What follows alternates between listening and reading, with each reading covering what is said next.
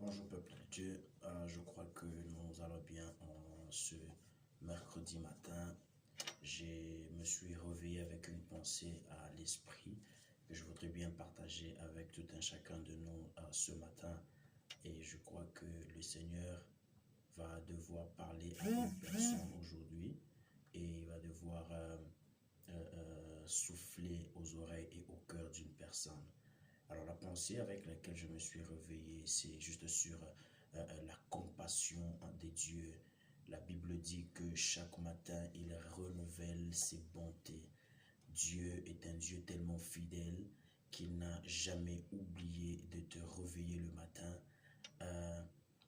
En anglais, on dit, He's a faithful God that never forget to wake you up in the morning. Every day, God is committed to wake you up. So, si Dieu peut être au travail chaque jour, sans oublier, parfois même l'alarme que tu règles pour te réveiller le matin peut tomber en panne.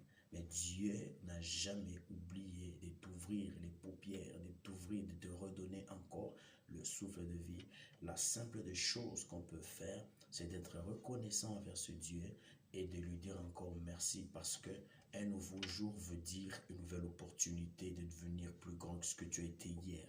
Alors si Dieu t'a donné ce jour, c'est parce que Dieu veut que tu deviennes meilleur que celui que tu as été hier. Et la Bible dit que chaque matin, il renouvelle sa bonté. Si Dieu renouvelle sa bonté, ça veut dire qu'il te donne encore la chance de devenir ce que tu as échoué d'être hier. Si tu es tombé dans un péché, si tu es tombé dans une erreur quelconque, aujourd'hui Dieu te donne l'opportunité de devenir ou bien de retracer ton chemin, de devenir la personne que Dieu veut que tu deviennes dans son agenda. Vous savez, le diable est un grand menteur. Cette semaine, jusque dimanche, par la grâce de Dieu, je vais devoir te parler sur ce que la compassion de Dieu peut faire dans la vie d'une personne.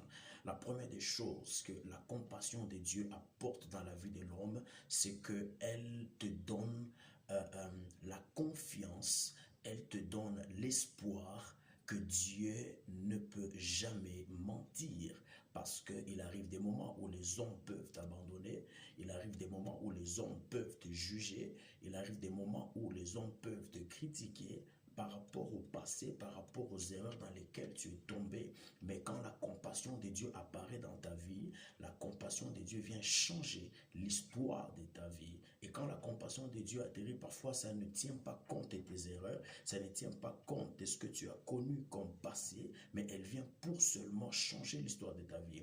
Le premier exemple que je vais utiliser, c'est l'exemple de la femme qu'on avait trouvée en flagrance de lit. La Bible dit, selon la loi de Moïse, cette femme devrait être prise et être lapidée. Mais la Bible me dit que cette femme, lorsqu'elle a été jetée aux pieds de Christ, la Bible déclare que Jésus a pu parler à ces gens. Il a dit, qui d'entre vous n'a jamais péché qu'il prenne une pierre et qu'il la jette sur cette femme? Et la Bible déclare que personne, parce qu'ils étaient accusés par leur conscience, ils n'ont pas pu jeter la pierre. Et cependant, la compassion de Dieu est tombée dans la vie de cette femme. Au lieu qu'on la porte au tribunal de la loi, mais on l'avait amenée au tribunal ou au parquet de la grâce qui était Jésus, et sa situation avait changé.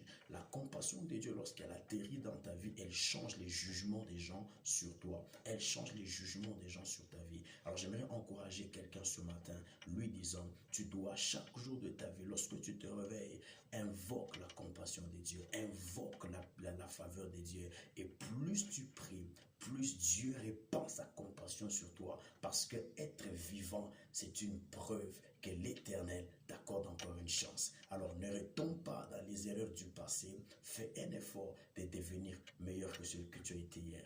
Que le Seigneur vous bénisse et ayez une bonne journée.